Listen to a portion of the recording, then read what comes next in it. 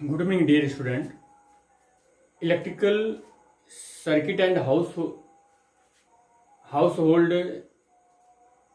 Circuit में, electrical energy and household circuit में बेटे नेक्स्ट टॉपिक जो है वो है इलेक्ट्रिक पावर। इलेक्ट्रिक पावर क्या होता है?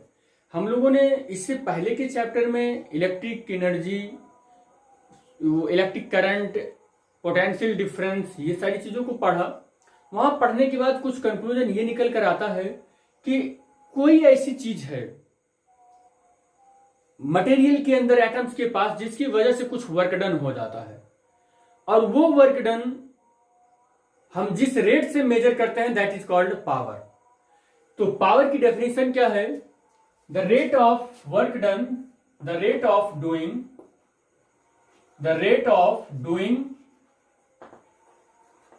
Work done. रेट किसके साथ लिया जाता है? टाइम के साथ लिया जाता है, और वर्क हो रहा है, that is called power. Power is equal to the ratio of the work and time is known as power. और हम इलेक्ट्रिकल एनर्जी वाले लेक्चर में बेटा इतना पढ़े हैं कि W की वैल्यू VQ के इक्वल होगी, और V की वैल्यू IR, और Q की वैल्यू IT, और यहां से I स्क्वायर RT होगा। और ये वैल्यू जब पावर की इक्वल टू में प्लेस करेंगे तो I square RT upon small t ये कैंसिल हो जाएगा, P equal to I square RT।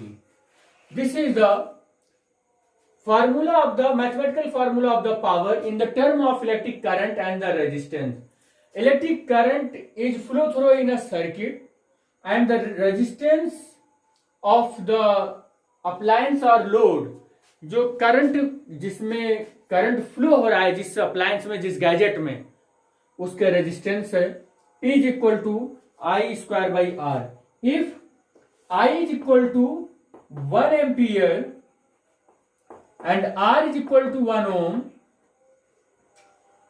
then P is equal to 1 square into 1 is equal to 1 watt। Power की यूनिट वाट होती है, तो P is equal to 1 watt,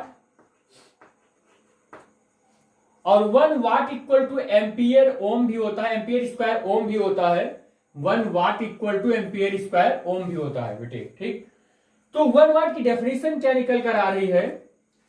1 what is the power consumed when 1 ampere current flows through a circuit having the potential difference 1 volt. कोई मेरे पास circuit है और उस circuit का पोटेंशियल डिफरेंस 1 वोल्ट है, और उसमें 1 पोटेंशियल डिफरेंस 1 वोल्ट, 1 एम्पियर की करंट किसी 1 ओम के रेजिस्टेंस में या किसी लोड में फ्लो हो रहा है, तो उस करंट के अपोजिट में जो इलेक्ट्रॉन्स चल रहे हैं, उन इलेक्ट्रॉन्स ने जो भी वर्क डन किया है, आयंस से टकरा कर वहां पर जो कुछ भी एनर्जी को उष्मा के रूप में, हीट के रूप में जो कुछ भी बदला है, दैट इज कॉल्ड, या लाइट एनर्जी के रूप में जो कुछ भी बदला है, that is called the power. और वो पावर 1 वाट होगी। पावर की एक और भी यूनिट है, या other units of the power है 1 kilowatt is equal to 10 to the power 3 watt. Kilo means 10 to the power 3 watt, and 1 megawatt, 1 mega is equal to 10 to the power 6, और वाट है तो वाट। और इसकी जो बिगेस्ट यूनिट है बेटा पावर की, वो HP है, हॉर्स पावर है, और 1 horse power is equal to 746 watt होता है। 1 horse power is equal to 746 watt होता है। This is the physical unit of the power, but one unit is the very important, which is called the commercial unit। तो commercial unit of the power is the kilowatt घंटा या kilowatt hour. तो kilowatt घंटा एक commercial unit है electric power की, या कह सकते हैं इलेक्ट्रिक एनर्जी की। 1 kilowatt hour is equal to 10 to the power 3 watt hour. Kilo को हमने 10 to the power 3 में चेंज कर दिया, वाट, और 10 to the power 3 ऐसे रख रहे हैं, वाट को जूल अपॉन सेकंड में कन्वर्ट किया, और 1 आर को हमने क्या किया कि यहां पर इसको, ये घंटे में है तो इसे मिनट सेकंड में चेंज कर लिया, तो 3600 सेकंड आ जाएगा। सेकंड से सेकंड ये कैंसिल हुआ, और 1 किलो वाट घंटा इज इक्वल टू ये 3600 यानी कि 3.6 और 10 टू द पावर इस 3 को 6 कर दिया जूल। 1 किलो को हमने 10 टू द पावर 3 में कन्वर्ट कर दिया और वाट घंटा ऐसे रहा इक्वल लगा 3.6 और 10 टू द पावर 6 जूल। ये 10 टू द पावर 3 इस 10 टू द पावर 6 को कैंसिल करेगा, 10 टू द पावर 3 बचेगा। 1 वाट घंटा is equal to 3.6 10 to the power 3। यहां पर ये 10 टू द पावर 3 से कैंसिल होकर 3 बचेगा, जूल हो जाएगा। 1 वाट घंटा इज इक्वल टू 3600 जूल होगा। This is the overall unit and the basic information of the electric power. इस पर बेटे हम लोग कुछ एग्जाम्पल भी कर लेते हैं। Calculate the energy released by a room heater which drawn a current 5 ampere and 220 volt for 2 minute. Calculate करना है आपको एनर्जी कैलकुलेट करना है बेटे। Energy equal to question mark, जो हम लोग W से रिप्रेजेंट कर रहे हैं। रूम हीटर है which the drawn the current को बेटे हम लोग फर्स्ट न्यूमेरिकल है ये, करंट को हम लोग I से रिप्रेजेंट करते हैं और वो 5 एम्पियर का करंट रिलीज हो रहा है। और जो इसका पोटेंशियल है V, पोटेंशियल 220 वोल्ट है और 2 मिनट के लिए T इक्वल टू 2 मिनट। हम लोग को ये पता है बेटे कि 1 मिनट में 60 सेकंड होते हैं, तो 2 मिनट में 120 सेकंड हो जाएंगे। अब हमें W इक्वल टू फार्मूला मालूम है V इंटू Q, और V की वैल्यू हमें कुछ करना नहीं है, लेकिन I की वैल्यू में Q की वैल्यू में IT लिख देना है। अब W इक्वल टू V की वैल्यू यहां से 220 है, I की वैल्यू बेटे मुझे मालूम है 5 है और T की वैल्यू 120 है ये। अब यहां से W कैलकुलेट हो जाएगा ना, 0 0 0 0 लगा लिए, ठीक है। और 12 5 जा 60 और 2 2 ये हो गया इतना। W इक्वल टू कितना हो जाएगा ये 000। W इक्वल टू कितना हो जाएगा बेटे 1.32 10 टू दी पावर 5 हो जाएगा। अब ये कैलकुलेट क्या किया हमने एनर्जी, तो ये जूल हो जाएगा।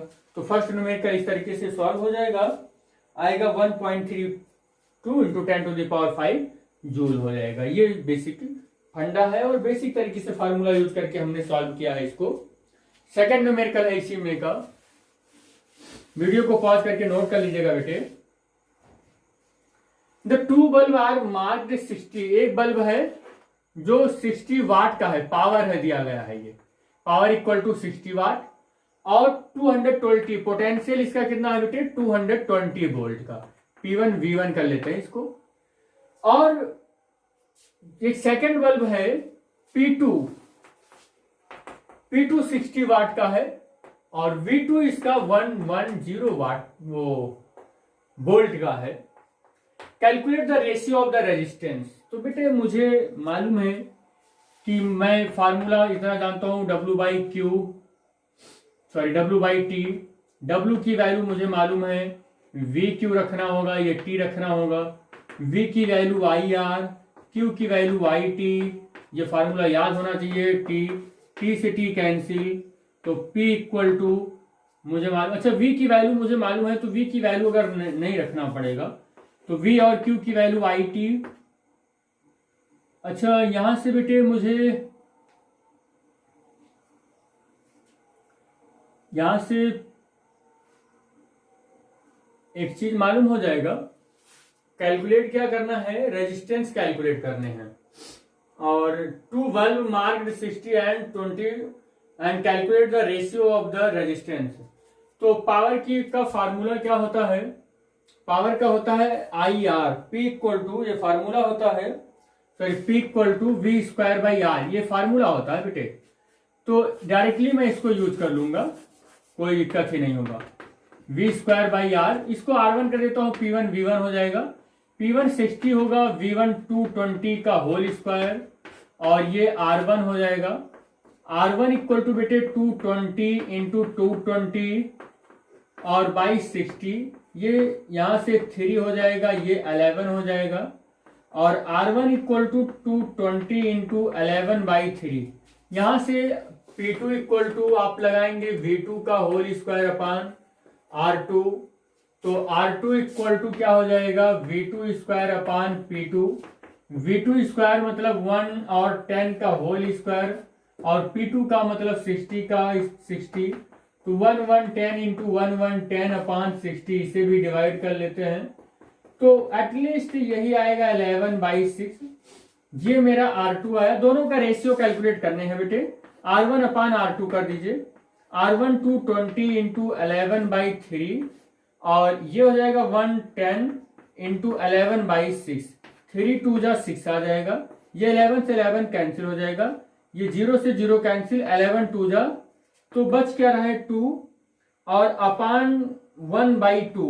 बेसिकली R1 अपान R2 जो आया वो 4/1 आया, या हम लिख सकते हैं R1 ratio R2 equal to 4:1। तो ये दोनों के रेजिस्टेंस का जो रेशियो आया वो 4:1 आया। This is the answer of the second numerical. Video को पॉज करके नोट कर ले बेटा।